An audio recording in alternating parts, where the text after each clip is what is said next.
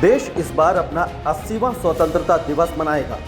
स्वतंत्रता दिवस पर इस बार लाल किले से इतिहास रचा जाएगा।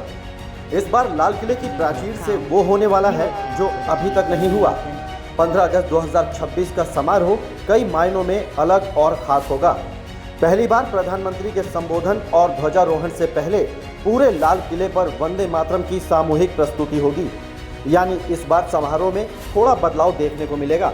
पहले वंदे मातरम, फिर तिरंगा फहराया जाएगा, उसके बाद राष्ट्रगान होगा।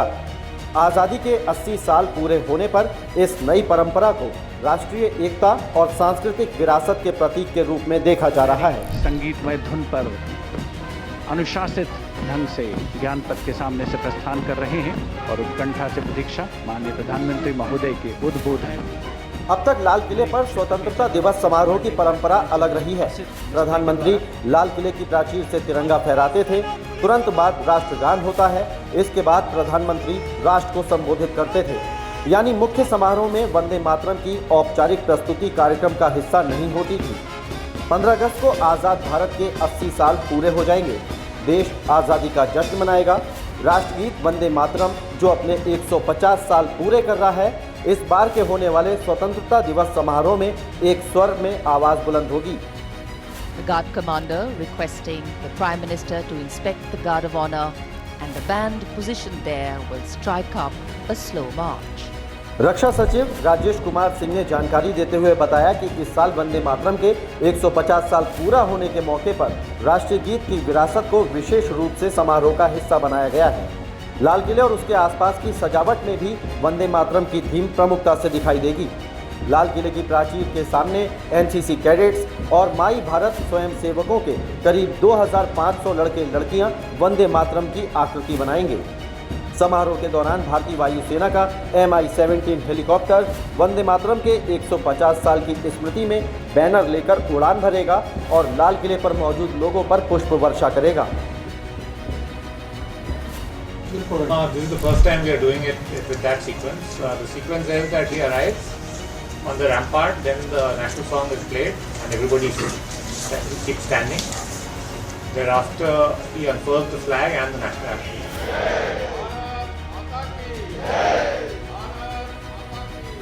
आज एनडीए की मंगल मिलन की बैठक में भी वंदे मातरम की गूंज सुनाई दी। बैठक में पीएम मोदी का स्वागत एनडीए सांसदों ने तिरंगा लहराकर किया। इस दौरान वंदे मातरम और भारत माता की जय के नारे भी लगाए गए, जिसका उद्देश्य था राष्ट्रभक्ति की भावना को दर्शाने, गठबंधन की एकजुटता का संदेश देने और देश भर में चल रहे हर घर तिरंगा अभियान के समर्थन का प्रतीक।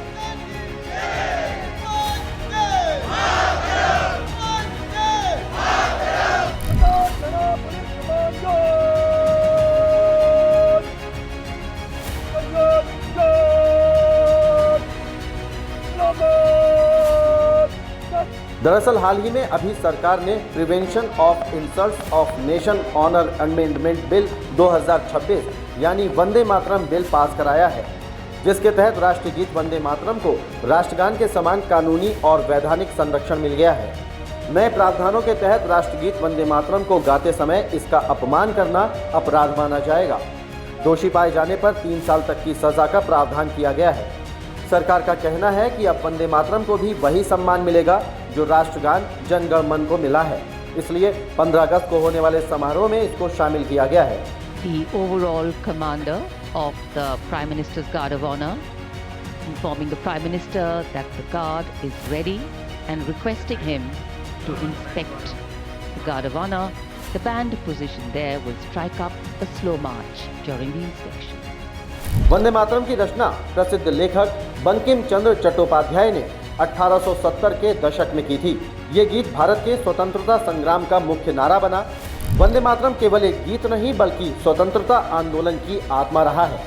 आज़ादी की लड़ाई में लाखों क्रांतिकारियों के लिए ये जोश, प्रेरणा और राष्ट्रभक्ति का उद्घोष था, जिसने लाखों देशवासियों में राष्ट्रभक्ति और एकजुटता की अलख जगाई जो अभी तक बनी हुई है। आपको बता दें कि लाल किले की प्राचीर से तिरंगा फहराने की परंपरा आज़ाद भारत के बाद से शुरू हुई, जिसमें सिर्फ राष्ट्रगान को ही गाया जाता था।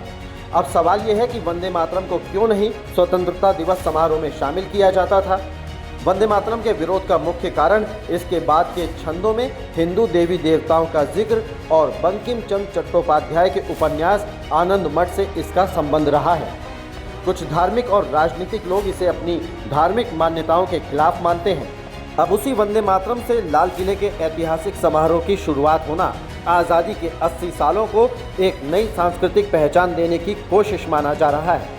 सरकार का मानना है कि ये बदलाव भारत की आज़ादी के संघर्ष और राष्ट्रीय प्रतीकों के सम्मान को और ज़्यादा सशक्त बनाएगा।